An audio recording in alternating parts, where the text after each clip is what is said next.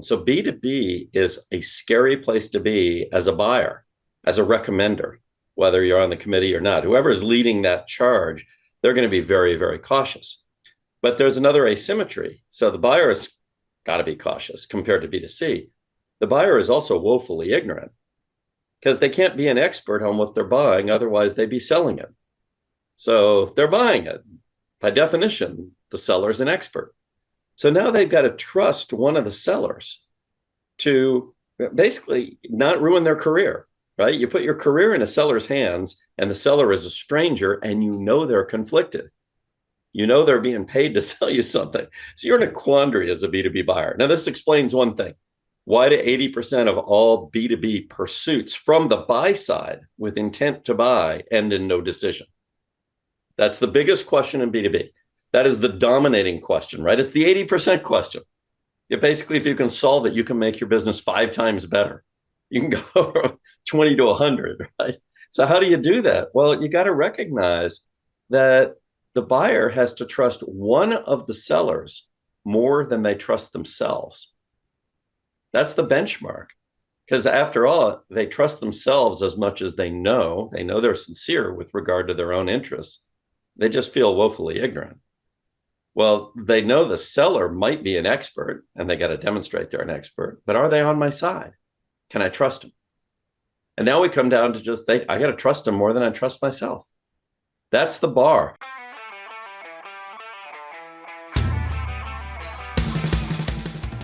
Welcome to the B2B Digital Marketer Podcast, a podcast helping you to end your struggle with digital marketing, helping you to pave a new and better path to target and capture your ideal customer. Each week, we teach you how insiders and experts debunk the dreary and become engines of innovation.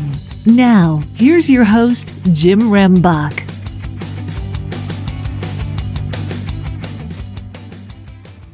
Okay, B2B DM gang, you better get ready for a lot of one-liners that could change your life. That's one thing. Some really good stories, and really a very different perspective on what it takes in order to be successful with B2B cold calling. And while we may be talking about these being new breakthroughs, you're going to find that a lot of these things are based in ancient wisdom. Because I have Beall on the line with us. Chris, welcome. Jim, it is fantastic to be here with you. Chris, now, so we're going to talk about trust. We're going to talk about behavior. We're going to talk about, you refer to middle of brain. Some people call it a couple other different things. We're going to talk about sales goals. We're going to talk about the reality of a cadence, a lot of different things. But before we get into that, if you could, please share with the B2B DM gang a little bit about your experience and background. So if I do it one direction, I'm a kid who grew up in the desert with no people. I had books and animals. So I learned a lot from books because my dad, it turned out, was running a lifelong project that I found out about the day after he died. And it was a project to collect and read and understand the best that had ever been written and thought in human history. So my house was full of books growing up out in the desert, which is interesting. Not just any books, but curated books. And I grew up with animals, so I learned how to sell. Because when you're a 7-year-old kid trying to convince a horse to let you put a bit in its mouth, you got to sell something because it's bigger than you are. It's the essence of sales I learned from taking animals on emotional journeys so that they would physically behave like I needed them to behave when I was the youngest in the family and there wasn't a lot of help. So I grew up doing that, interest in math. It was, some people, math is easy, some it's hard. I was one of those that it was easy for, and took up programming in 1968 in my high school, which on the same computer Bill Gates was using thousands of miles away. We had access to it from a teletype. You'd call it on the phone and it would go, and you put that thing into the cups on the modem. And so learned how to program back then, abandoned programming and did a bunch of other stuff, got a degree in physics. And then went back to software when I was married. My wife was pregnant. I needed a real job. Getting a job in physics doesn't work. There's none of that out there. So I kind of went there like Willie Sutton said, why do you rob banks? Because it's where the money was. And found out fairly quickly that I don't make a very good employee. I have issues, independent thought issues, I would like to think of them as. Some people call them other things. And so I left the aerospace industry that I'd gotten into, and I went and started doing software startups. I went to Bell Labs and wrote the Unix and C curriculum for Bell Labs. Most people probably know what's Unix and what's C, but that's what our commercial infrastructure for tech is all built on, is offshoots of those two things. And I realized, hey, startups, maybe you have a boss, but not really. And so just started doing software startups. And talk about somewhat, it was just to my strength. I like math, I like programming, and I like selling. And I was a Fuller Brush man at one point, knocking on doors, very, very successful. I became the top Fuller Brush man in Arizona. I was told by my boss in 3 weeks in the history of the state. I had a 92% door to close ratio. And it wasn't because I was so sweet or anything. I just figured, hey, you guys are doing this wrong. You're taking a one-step, two-step problem, trying to do it in one step. You're trying to hurry the animal up, and the animal's got to go as fast as it's going to go, not any faster. And I tell you what, a 42-year-old, woman living in a house out in the desert who came from Ohio, she's not going to move any faster than she wants to move. Those, you got to go at her pace, and I figured out how to do that. And so I just liked all that stuff, and one thing leads to another, I guess. And now I'm the CEO of Connect and Sell, and this is like the dream job for me because it's a software-oriented startup with humans in the loop, and I love how human beings work. We have about 260 people inside of our system who work with the AI to make it go. So it's got that really cool thing, and it's really obvious what it does. You push a button and talk to somebody. It's not like, it's got some complex, outcome. The outcome is pretty simple, which is you talk to somebody. And as my wife said when she used it, first she said, your product is the world's greatest weight loss program. I got my heart rate up to 160 and I didn't even have to move. But she said, secondly, I realized all my research was worth nothing because I suddenly was finding myself having the undivided attention of another human being that I might be able to help in business and they might be able to help me. And she said, turns out that's everything.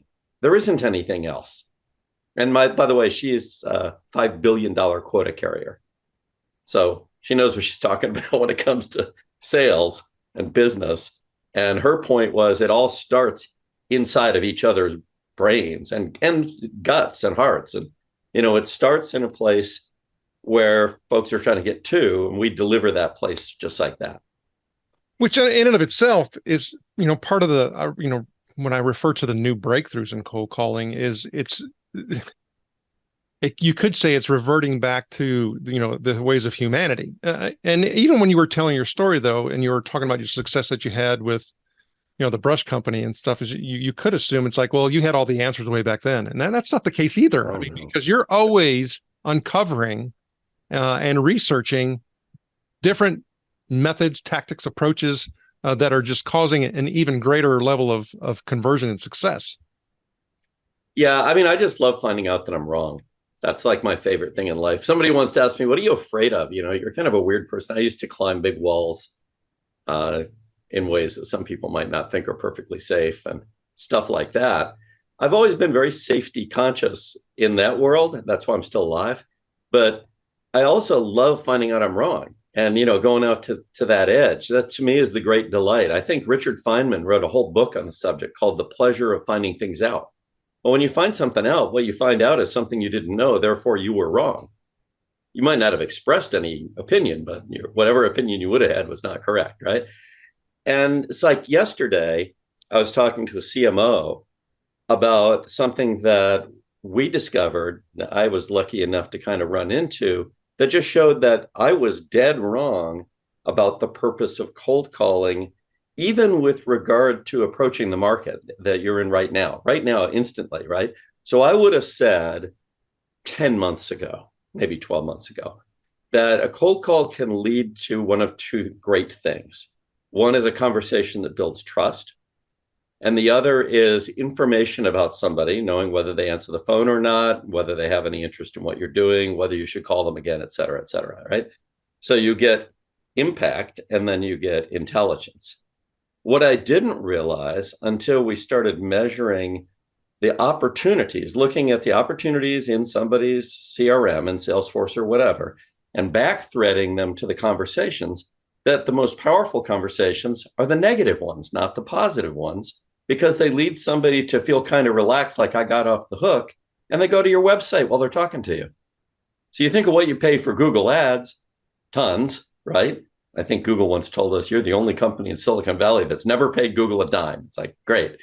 I know why, because we talked to people, but I didn't really know why. I was wrong. I thought it was the meetings. It turns out the conversation drives the activity that we would think of as being in a marketing inbound sense. It's just invisible. We don't see it. When we talk to somebody, cold call them, you ambush them, they probably go to your website right away. Now, why did you put that Google ad out there? You're hoping to get them to click and go to your website. But now you got somebody targeted going to your website. Truly targeted, like you put them on a list targeted, right? So that's an example of something that it took 11 years. 11 years of being at Connect and Sell before I realized our number one impact is not sales, but marketing. Well, okay, so let's go back to what you said specifically about the positive versus the negative, and the negative are the ones. What do you mean by that? Well, we have every conversation marked. It has a disposition. The user who's our user is a salesperson. They push a button, they talk to somebody. At the end of the conversation, they might take some notes. They might write a little teleprompter for themselves. How am I going to start the next conversation? Hey, Jim, we spoke back on August 4th. You said, you had to jump into a podcast that you were recording, didn't have time for a conversation, right? That's personalization that actually counts because it's situational. So you do that, but you also set a disposition, busy, call back, interested, send information, whatever, right? Some of those dispositions are marked as negative. No interest, no reason given, or no interest reason given. That's the most negative one. They actually told you why they don't want your stuff. Well, when they have a conversation with you where it has a negative disposition, those are the conversations that drive the most inbound pipeline. Well, that's definitely a new breakthrough. You wouldn't know it, but think about the psychology, right? You're talking to somebody and you tell them you're not interested. You don't really mean it, by the way. You tell them you're not interested because you have a simple goal when you get ambushed on a cold call, to get off this call with your self-image intact.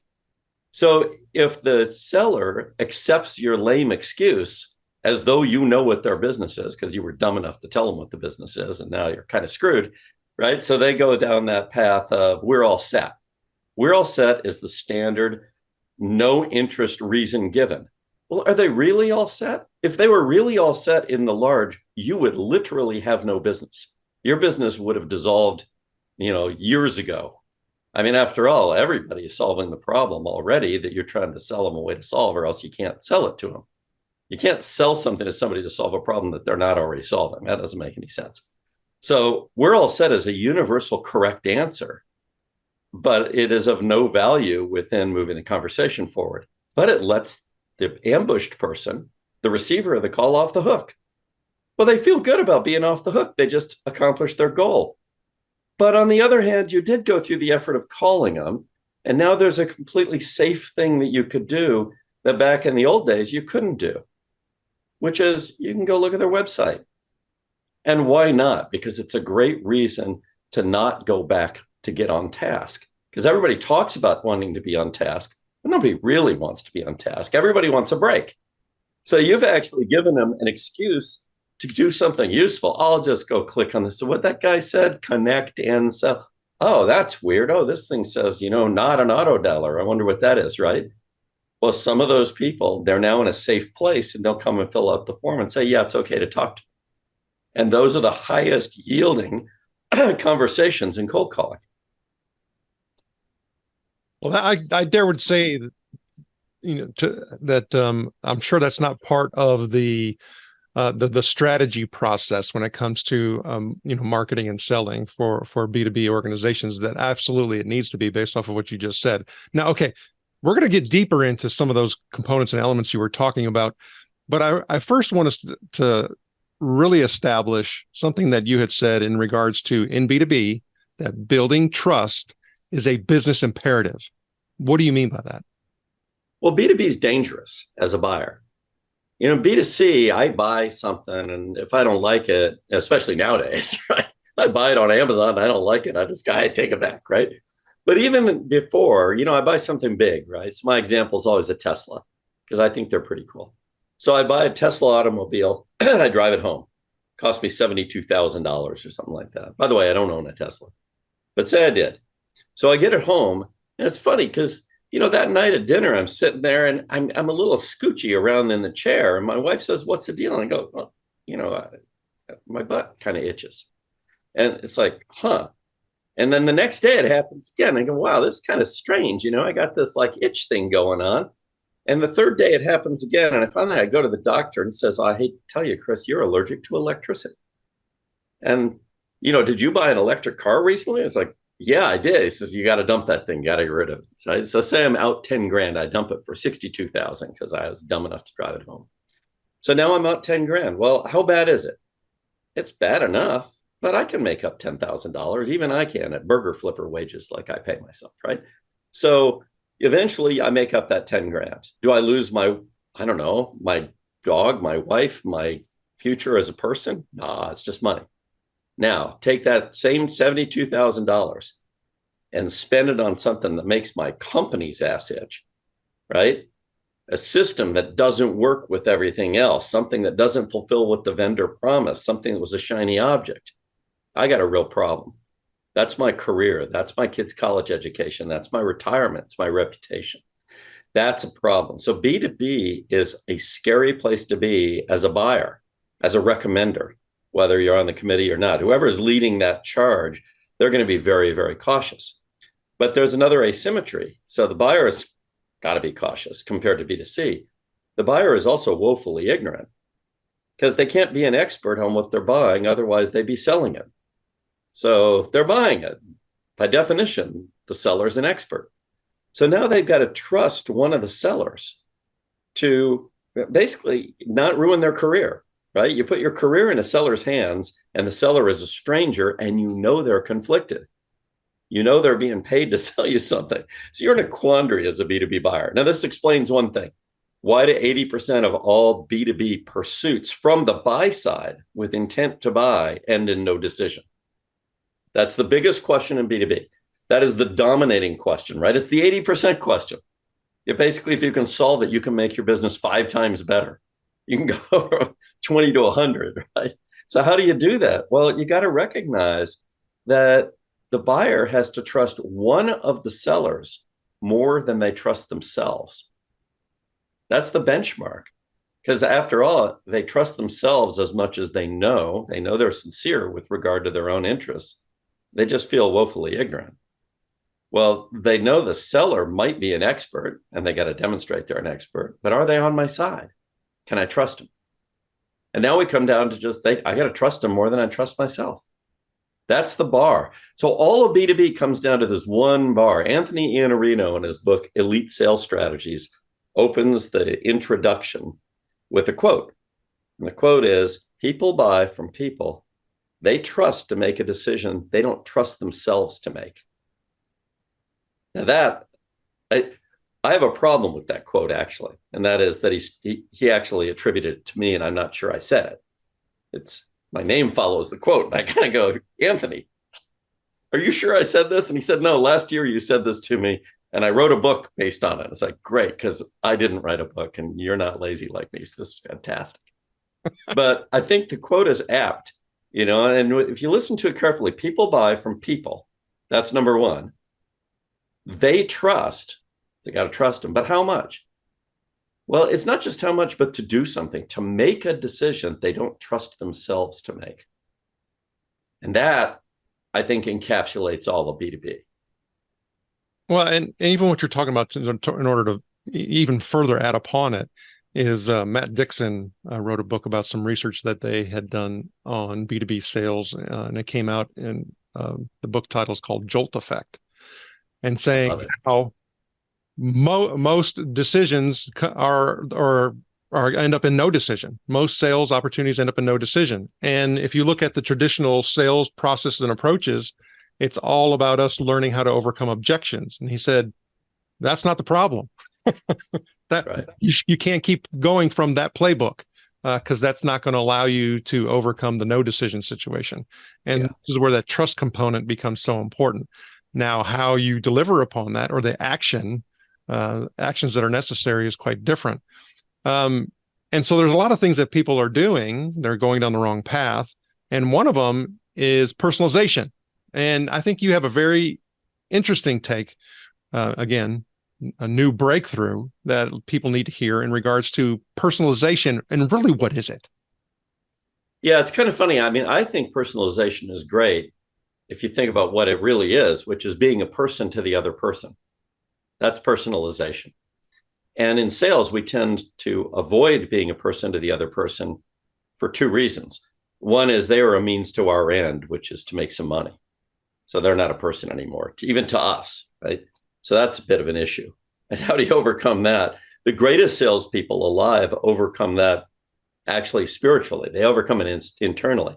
They realize I'm providing potentially something that can help this person and change their life, and I'm okay with this deal going whichever way it goes, right? So I'm going to try to use my time wisely, but not perfectly. If I use my time perfectly, then I wouldn't even talk to people I might be able to help. But I'm going to use it wisely. That is, once we realize there's nothing there, we're going to disengage or re-engage later or whatever. So that's part of it. The other part is we want to compress time using automation. And in a digital world, there's a weird thing that showed up. And so let's go back to Gutenberg, right? Gutenberg, the magic of the printing press was you could make another copy of something with a screw jack and some ink. Before, you had to make that copy with a monk and a pen, right? It was 100,000 to 1 difference in efficiency in time. I could make a new page 100,000 times faster or something like that, some crazy number, right? Much bigger than the internet, much, much bigger, wildly bigger. That's why our civilization is, look at your background, look at all those books. Back here, I have a few. This is one of the houses I don't keep very many books in. By mass, I own more books than anything else in the world that I own, even cars. My cars don't weigh as much as my books. And I own a Ford Excursion. That's really saying something. So, you know, the desire to personalize at scale, it's so tempting to think if I provide some information about you to you, I am personalizing, right? Hey, Chris, I see you're a fellow Sun Devil. I get emails like that. I got one today. I see you're a fellow Sun Devil. What are they telling me about myself that I didn't already know? What they're telling me for sure is they're not a sincere person who is on my side. I am 100% sure they're trying to use me. 100%. I am now, any doubt I had in my mind of what they're up to is gone. Since they don't know me personally and they use some information to try to claim an affinity that's not there, or maybe it is there. Maybe they're a Sun Devil too. I don't know. I was also an Arizona Wildcat. I'm all sorts of things, right? I'm a chimera.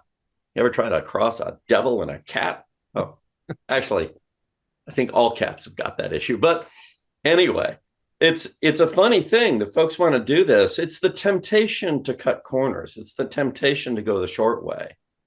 Nassim Nicholas Taleb wrote, I would call it a tweet, but it was yesterday, so it's an X. I don't know what those things are called now. Like, what is that? I wrote an X, but he wrote an X yesterday that said, essentially, I'll get it, I'll butcher it, but it said basically, all attempts to take shortcuts are they're prone to failure. They'll lead to deep failure, because it's only in going the long way that we learn everything that's needed in order to make good moves, good decisions later, to know what not to do.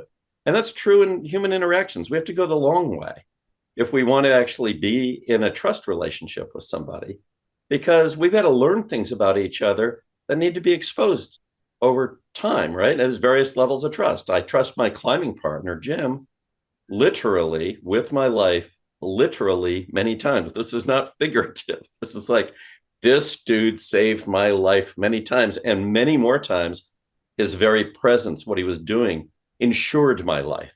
I could now fall and not die. Great, because falling could happen and you'd be hit by something or whatever.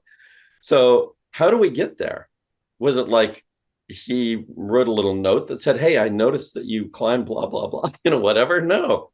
We went first on a hike in the Grand Canyon. And then it was like, oh, do you actually like climbing? Well, we're both inexperienced. So we start doing some stuff together. We take a course together. And then we go out and do something where, it's rain and thunder and lightning and we're scared and we have to actually like rise to the challenge together and look out for each other. That's how you get to trust with somebody, is through personal experience of a person. And they will determine perhaps that you're sincere, you're on their side, and that you might be an expert. And that in B2B is everything. So I think personalization at scale is a nonsense concept because it's not personalization at all. If I try to trick you into thinking that I'm on your side because I know something about you that I had a bot look up on the internet, well, come on, you got to call me on it. Really, come on. My bot says that you are like me. I got to say it like that or else I'm a liar. So, as you're talking, that's again one of the many mistakes that people make. And so the new breakthrough is, and even when you say long route, it is, there's even different perspectives on that. Meaning, and we're going to get into this in a second, when you do a cold call, the first thing you say is actually a quick route to get the trust. So there's right. to build trust. But before we get into that, another one of the common things that, you see all over the place is that, hey, you should always be talking about and leading with value. But you say you should avoid value and avoid the value discussion. Why? Well, in a cold call is an ambush. So you ambush somebody. Nobody gets a cold call and goes, oh, God, Jim, I'm so glad you called me. But they should. If they knew it was you and they knew what you're up to, they go, hey, this is going to be a great conversation no matter what. But that's not what they're feeling. They're feeling fear. When they get that cold call, they're feeling fear. They regret that they answered the phone, and now they're afraid of what you're going to do to them. You are the invisible stranger. They are afraid of invisible strangers. By the way, we're all afraid of invisible strangers. If you don't believe this, try going somewhere unfamiliar, like a city that you don't know, in a part of it you're unfamiliar with, and have a power blackout occur. And the first person that you encounter, tell me, how do you feel about them? Are you going to embrace them immediately and say, help me, brother? I don't think so. They're invisible. It's dark and they're a stranger and they're here, as we always say, they're in your village at night. They're not bringing you Bud Light. They're not. They're here to change the demographics of your world suddenly and violently.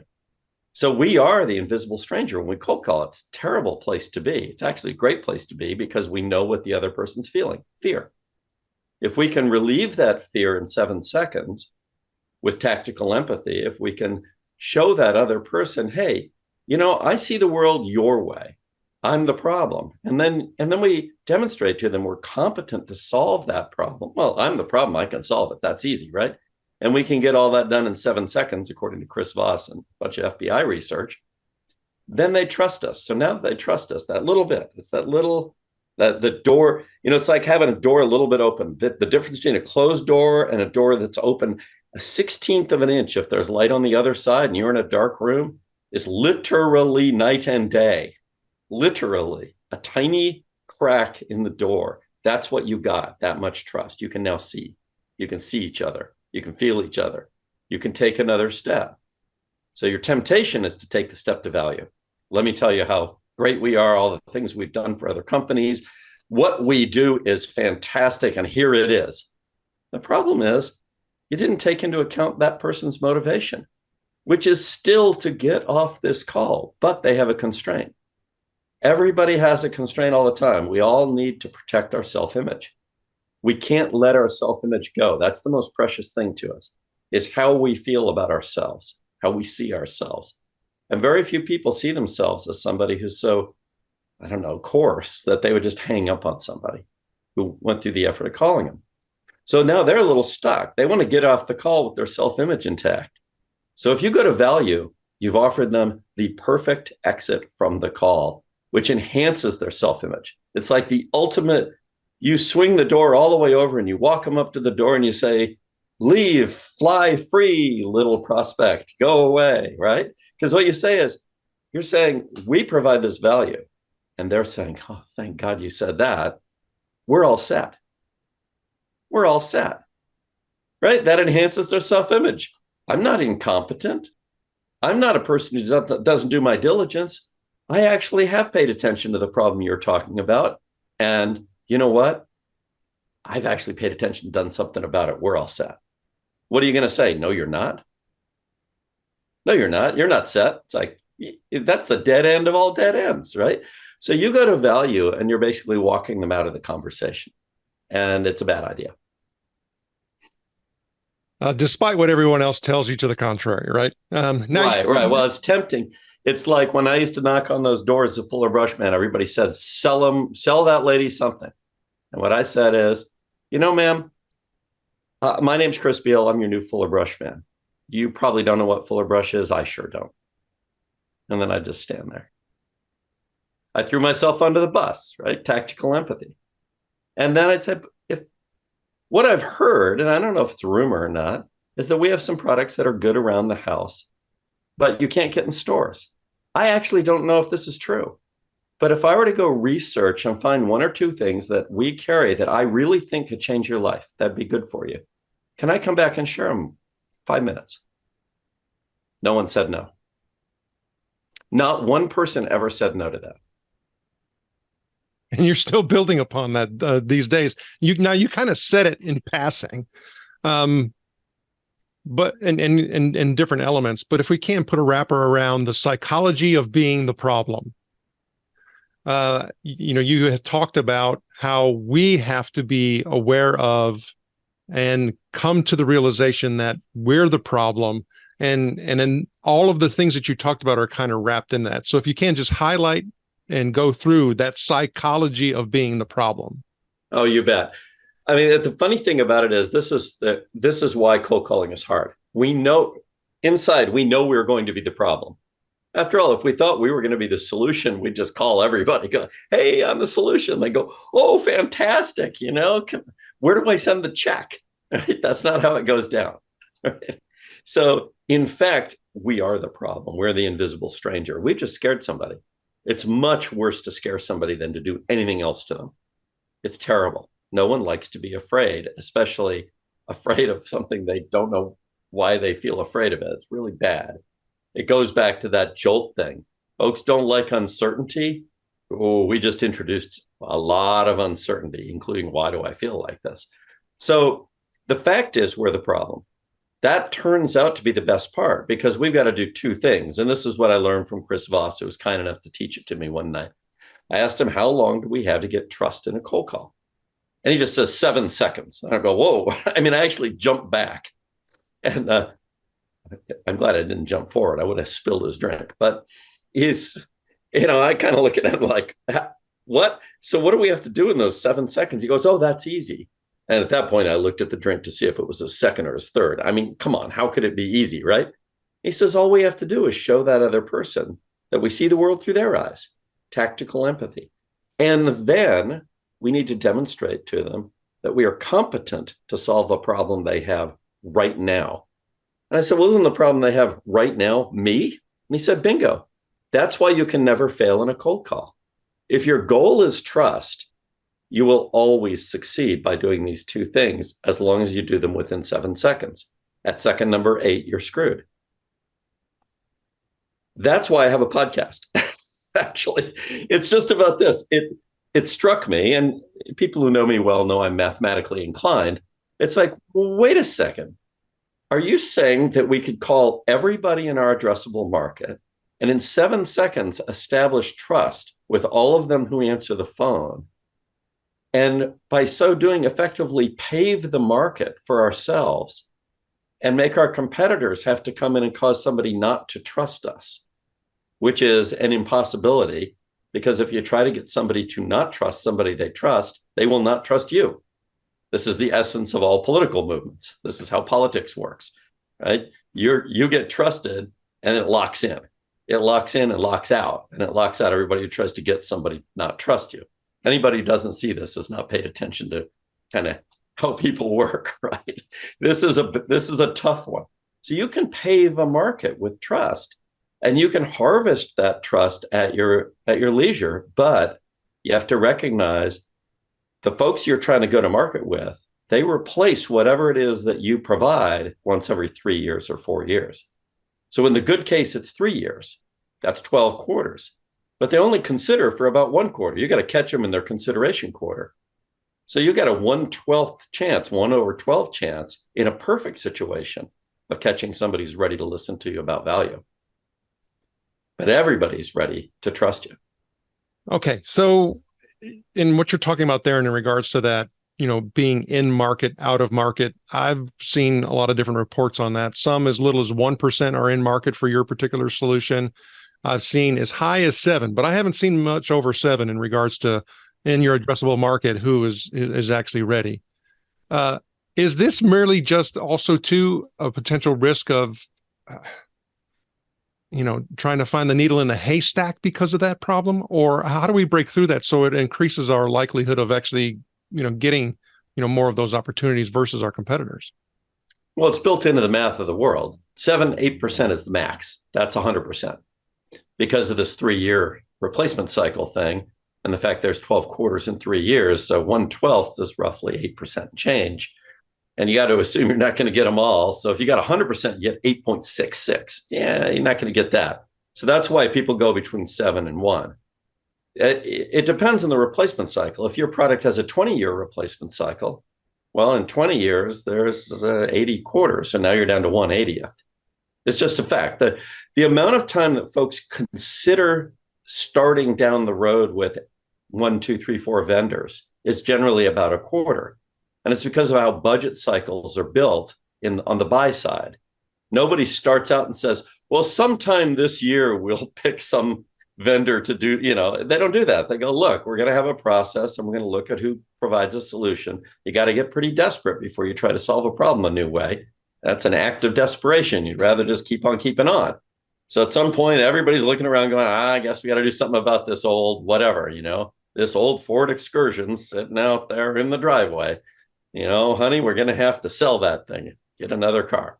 So that's just kind of like built into the math. The replacement cycle determines the high watermark for who can be in market this quarter, but your market's still the market. And I call this sales myopia.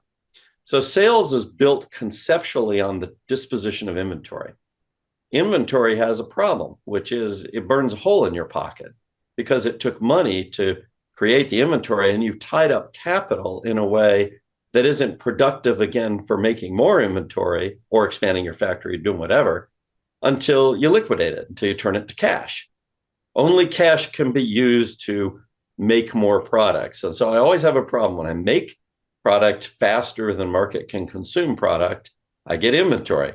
The whole idea of sales is we're going to have a dialable mechanism that uses effort and intensity and discounting and promotions and all manner of things in order to dispose of inventory. This is a side effect of capitalism. Capitalism, old capitalism, right? The one where you have factories, that's your capital, and they make things and you got raw materials and all that good stuff. And folks, remember, that's how we used to, run the world. Before software ate the world, you had to have actual stuff. And when you make stuff repetitively, you get a lot of copies of the same stuff. And the market doesn't eat those copies up as fast as you would like. You don't ever want to be starved for inventory. So you have sales. And what do sales do? Well, it's got to get rid of the inventory within the liquidation cycle to make your cash flow business work. And that tends to be about 1 quarter out. That is, you look at it and go, we better get some stuff done this quarter. We can't wait until 2 quarters, 3 quarters, 5, because the money's over here burning a hole in our pocket. In fact, it's burning up. It's like putting money out in a parking lot and lighting it on fire. It is not a good idea to have inventory sitting around unsold. So we invented sales as a profession in order to make capitalism work at its most uncertain point, which is matching the flow of inventory to demand so the flow of cash can go back and make more stuff or make more factories, whatever it happens to be. Well, okay, so that's how sales works, right? Markets don't work like that. Markets buy to solve problems. So they buy to solve problems and they want their solution to be durable. They want the inventory. They want to still be using that thing 2 years from now, 3 years from now, right? So there's this mismatch. And that mismatch drives everything that is confusing in the B2B economy.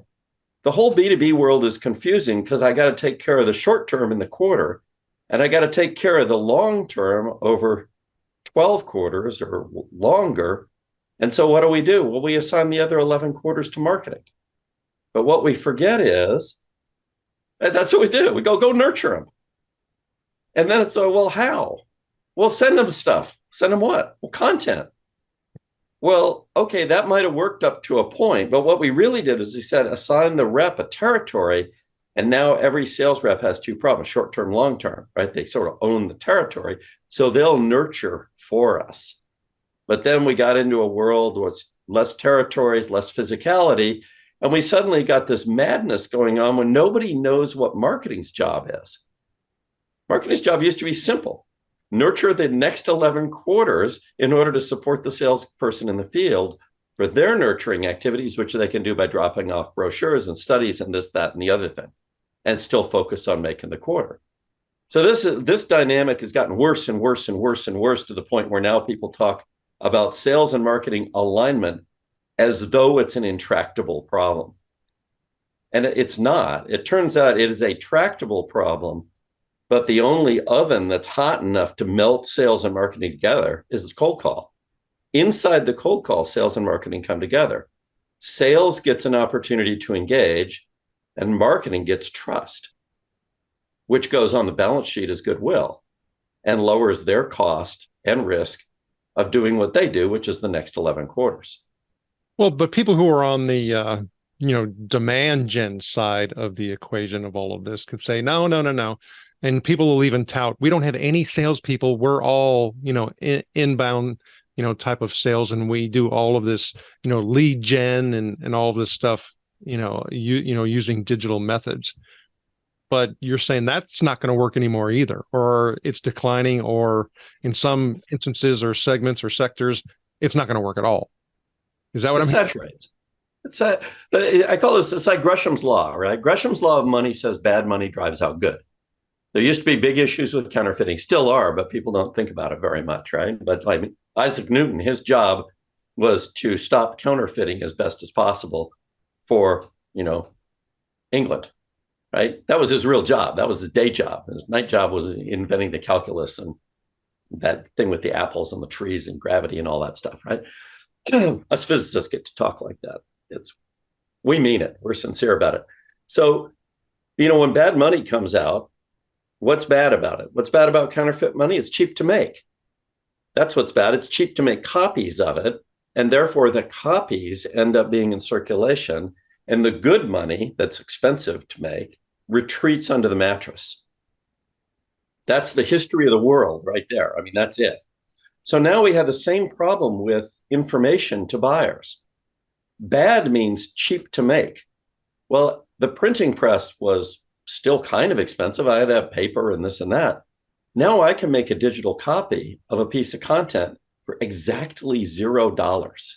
Not kind of $0, but the marginal cost of the next copy of content to spam down somebody's eyeballs, supposedly, is $0. Whoa. Well, that means the bad, the cheap, will drive out the good. But what's the good? It's the scarce. And what's the scarce? Human conversations, because they're subject to a constraint of nature. You and I must both be physically existing, willing to talk, and now in communication with each other.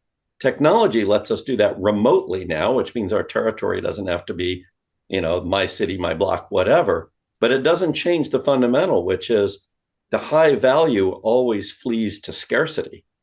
And scarcity is built in B2B only in the conversation. Okay. So, we talked about trust. We've talked about emotions. We've talked about, all these things in regards to the psychology piece. And you talk about emotional states being important. And we have to move people from different emotional states. Explain what that actually means when you start talking about a call that's supposed to be very brief to get us to an action. I know, it's crazy, right? The emotional states in question are, so we ambush somebody, right? They make the mistake, they answer the phone. So now what? Well, we know their opening emotional state is fear. They're afraid of us as the invisible stranger. The closing emotional state we want to be commitment, if we can get it, commitment to attend a meeting, to get together with us and have, or somebody, and have a deeper conversation, deeper exploration. So how do we get them from the emotional state of fear to the emotional state of commitment? Because commitment's an emotional state. I mean, it's very powerful. When we believe that someone is committed, we change in our relationship to that person pretty much forever. I could tell you a story about how my wife and I, back when she was not my wife, had a conversation about this. And I just said, I'll go first. I'll be committed to you for the rest of my life. You do whatever you want to do, right? That's how you change the game in the world of commitment. But you're hoping the other person's going to do that. So how are you going to get to commitment? Well, what's an emotional state that leads to committing to something? Interestingly enough, it's curiosity. Curiosity will lead to commitment because I'm committing to something that's unknown. That whole Jolt book is about the reduction of uncertainty. Well, there's a huge uncertainty that shows up in these conversations, and it comes with a certainty. The certainty is if I agree to meet with you, you're going to try to sell something to me, and I don't like that. Nobody wants to be sold to. So that certainty is there. Well, how do I back that certainty about the uncertainty up? And what do I replace it with? I can't replace it with value. Value, when it's like, oh, the emotional state is I'm attracted to that.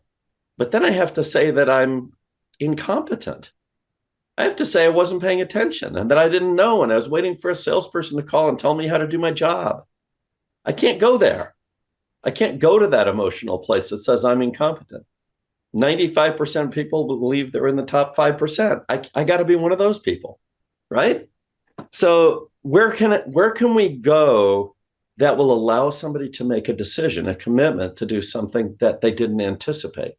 It's curiosity. Why else would it kill cats, right? Curiosity is what takes us to places where it's okay that it's a little bit uncertain. That's kind of the nature of curiosity, is curiosity makes the uncertain into a good, as long as there's enough curiosity. So now the emotional states that we can string together are fear to trust, trust to curiosity, and curiosity to commitment. And we can do all of that in about 35 seconds. And everybody's sitting here and saying, what? I had to do a long form post. I had to do all these webinars. I had to do this, all these other things. And how can I actually just make it to be that simple? Now, I've heard you walk through it many different times. Also, I've heard you give some insights and information on some of the things and areas that you shouldn't go into when you start talking about these vital states. And we might are talking about actually getting to the point to the meeting, I should say. But before we go into that, you talk about sales and the vital goals of sales, and that vital goal of sales, you really need to think beyond driving top line revenue. What is one of the other vital goals of sales that we need to be focused in on? Well, the number one goal of sales is to gain information about the market that gives us competitive advantage. I mean, unless this is the only deal we're going to try to do, or the only time we're ever going to interact with either this person or somebody like them or somebody at a company like that, unless we're limited to that one, our advantage all comes from information over time. Whoever knows the most about the market wins in the market if they can apply that knowledge in a way that's of value to the folks in the market, right? One way to do it is to talk to the ones who might need you more than others. That's a way to do it. We call that, targeting. Another way would be to recognize when it's not quite the right time and we should disengage. In sales, we call that disqualification. That's like the dumbest name in the world. All we're really saying is not now. Right? There's yes, no, not me, not now. This would be not now, bulk of what happens in conversations. So, we have all these outcomes. So the outcomes go into our world, into our head, into our systems, whatever, as proprietary information that gives us advantage. It's not available publicly. It's acquired in conversations. Oh, wait, my scarce, valuable thing doesn't just deliver deals. It delivers the thing that's of real value, which is information. And information gathering is the number one goal of sales. And every great salesperson I've ever known is a sponge for gathering, organizing, using the information that they get from conversations in a way that's superior to their competitors. That's why you need to listen. I mean, everybody emphasizes listening in sales like it's a trick that you use to get people to comply. That's ridiculous. It's not a trick that you use to get people to comply. It's the only way you can gather information that is yours and not anybody else's. I mean, that's the essence of competing. Well, it's interesting because if you start looking about sourcing that information from certain places, a lot of organizations will say that, well, we gather that from our existing customers and existing clients, and then we feed that back into the process for sales and marketing. Now, what's the risk in doing that? Oh, well, there's a few of them. I kind of come out of this world. Most people don't know this about me. I was considered kind of the king of electronic cataloging at one point. It was an accident. Somebody called me while I was washing my car, and I went and had a beer. And next thing you know, I'm in the electronic cataloging space, which doesn't say anything about bad about cars or beer, by the way. Those are both fine. You can keep doing that. Don't worry. You won't end up being a cataloger. The problem with that kind of work is it takes nuance and destroys it. It catalogs it. It categorizes everything. So basically, once you get down that road where you think you're learning all the stuff about personas and categories of problems and all this kind of stuff, all of which is useful for targeting, you start believing that it's actually useful for engaging. And it's not. It's very dangerous to engage from categorized information because you're making an assumption that can never be true, which is this person's problem and their perception of their uniqueness are subsumed by my categorization or my people's categorization of the world at large. Well, first of all, it's insulting. And insulting people is not a good way to get them to kind of come along and trust you, right? Treating you as a known, companies like yours always need X, Y, and Z, and we know because it's kind of true. You do have to know a whole bunch of general stuff. I mean, very fine-grained, but widely applicable things, even to have a product. So products are, they're an instantiation of a generic solution to a specific problem. That's kind of the definition of a product. Otherwise, we just do services and we consult and stuff like that. So when we take that information and we use it for targeting, fine. The idea of targeting is to reduce our cost of engaging to the point where we can determine if there's a reason to engage further. But once the cost has been reduced, we're fools to keep substituting the general for what we've just gained, which is the hyper-specific. We've just learned very specific things. Yesterday, I called somebody up who was an inbound. Inbound shows up on our website. I was intrigued. Neat looking company.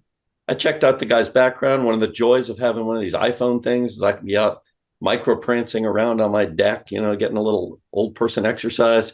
And I go, that's really interesting. The guy lived right where I used to live, and he's hooked up to some venture capitalists I used to know. And it's in a really interesting business, but they seem really small. And it's B2B, but it's kind of funny B2B. It's kind of at the edge of B2C. I think I'll call him. Click, call. Didn't get him. Left a voicemail. Hi, this is Chris Beall. I'm CEO of Connect and Sell. I saw that you'd come to our website and asked to have somebody to talk to. I thought I'd reach out to you. I'm at 408-203-4321. Give me a call. He calls me back 8 seconds later. Says, that's the weirdest voicemail I've ever gotten. Are you actually the CEO of Connect and Sell? I said, yeah, I am. He says, first, I got to ask you a question. What are you doing calling me? And I said, well, I've learned the hard way that at the CEO position, if you're not out selling, your ignorance keeps increasing. And you start to believe that your company's codification of the past is actually a description of the present leading to the future. And you're wrong. You're wrong, but it's just laziness. Like, I'm just going to accept this codified information as though it's the truth. So I got to go, I have a fiduciary responsibility to kind of like know what I can within the boundaries of time and what little I have up here. So I said, I'm talking to you primarily to learn stuff. But he says, well, will you teach me something also? I said, sure. We got a conversation going, right? And we talked marketing and the marketing impact of conversations and stuff like that. And they'll do a test drive and good things will happen. But my point is, we learn by engaging the market. When I first met well, it wasn't the first day, but like this, the first time I ever went sailing with the woman I'm married to now, there was a problem on the mast. Now, she was a sailboat racer, but not an expert sailor. But she was willing to take me out in Puget Sound on this whatever it was, a J80 or 60 or whatever it was. I don't know these boats, right? I'm like ballast, right? And you just sit me somewhere, and it's good that they call your weight stone in England, because I'm like that. I'm like stone, you put me in there, it's like ballast, right? Well, there was a little something on the mast that she wasn't sure about, like its position or what, I don't know. And she basically runs toward the mast. And I thought, that is the way you solve problems. You get close and then slow down and engage in a rather leisurely fashion now that you've gotten yourself some time by getting close to the problem. Well, you get close to the problem when you sell. You're really close to the problem. And now you can engage in a leisurely way in order to have you both understand, does it make sense to take a next step? Which is all we do in sales, is we just ask the same damn question over and over. Does it make sense to take the next step? Well, we've got to both learn something, because if we already knew it made sense, then we wouldn't bother to meet to see if it makes sense. We're learning from each other, new information, right? So that's what sales is primarily about. Well, but when you start talking about that, and again, a lot of the common information that is out there talks about, hey, you need to have a sales cadence. You need to do all these things. But so what is actually the truth behind an effective sales cadence? Start with a conversation. It's pretty simple. A sales cadence can't work until there's trust, because the trust problem is the problem in B2B. And so if I just start banging you with emails, I'm actually reducing trust with each. The more clever the emails are, whatever, the more trust goes away. It's actually like a trust destruction machine. We think we're, quote unquote, warming up the person for a conversation. What we're actually doing is saying, I'm doing cheap stuff because I don't want to do the hard thing, which is calling you. So I'd rather do something cheap. And I have a bot doing it. You can call it what you want, but my sequencer is a bot. And I'm going to have my bot blast stuff at you. And we're not going to call it spam, but we both know what it is, right? So the problem with sequences is digital sequences are known in advance to be cheap, because digital by definition is cheap, because making a copy of a digital thing is cheap, right? And while there might be a war out there between the spam filters and the spam penetrators, and by the way, that's what these sequencers are built on technologically. I know, because I was there at the beginning of each one of them that's of any size. And the answer is always like, what's your secret sauce? Oh, sending more emails without getting caught in spam filters. That's the tech, right? So what's the sales impact? Well, at first, there are folks who are susceptible to, because of their own trust, internal kind of the way they do trust, that are susceptible to those email sequences. They're always there. So you burn off all of them really fast because the email sequence is easy to do. And then you end up in a funny place, which is, why isn't this working? And then there's A/B testing and more A/B testing. And by the way, A/B testing sequences is mathematical nonsense. Trust me, it makes no sense. Your sequence has multiple steps. The steps can vary in time and space and what's in them. By the time you're done, you're A/B testing, saying, I believe that this atom somewhere in the universe is different from this one. Well, there's 10 to the 80th of them out there. You can't A/B test your way to the truth. It's like putting monkeys in a room to see if they can become brain surgeons. It just doesn't work. You got to start with something that is known to work for really old, reliable reasons. And an old, reliable thing is a conversation that builds trust. After that, sequence away. Start with this one. Thank you for our conversation today. The only email subject line that sincerely gets sent and will be opened every time. You'll get 95% open rates. They're wonderful. Folks will come to your website that actually told you no. Great. Thank them. They took their time. Even if it was 10 seconds, they talked with you. Thank them sincerely. That's something you can do with a low-cost mechanism, because you showed that you're willing to endure the cost of talking to them yourself. You showed yourself worthy. You pulled the sword out of the stone, or at least you wiggled it a little bit. You gave it a try. You grunted, right? So now you can go digital. Digital, to be effective, depends on trust, and trust to happen depends on interpersonal interaction, and you only got 7 seconds. Chris Beall, awesome insight. Talking about new breakthroughs, but based in ancient science. Thank you for sharing. How does the B2B DM gang get in touch with you? Well, there's a couple ways. One is chris.beall@connectandsell.com. That's pretty easy. I might miss it in all the email, though, because I get a lot. Another is LinkedIn. I'm not that hard to find, but I might miss it in all those, inbound email. Hey, let me sell you something right now. But give it a try. That might work. If you actually want to learn more about this stuff, go to the Market Dominance Guys podcast, where Corey Frank and I have 185 episodes in which we endlessly go on and on about this theory of getting this stuff done.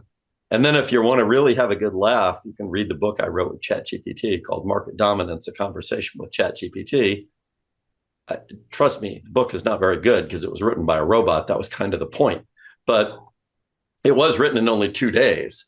So, all those things are likely to work. You can also call me. I'm 408-203-4321. I try to answer the phone a lot. I tend to be pretty busy, just like everybody else. So sometimes I pick up, sometimes I don't. Chris Beall, thank you for sharing your knowledge and wisdom, and we wish you the very best.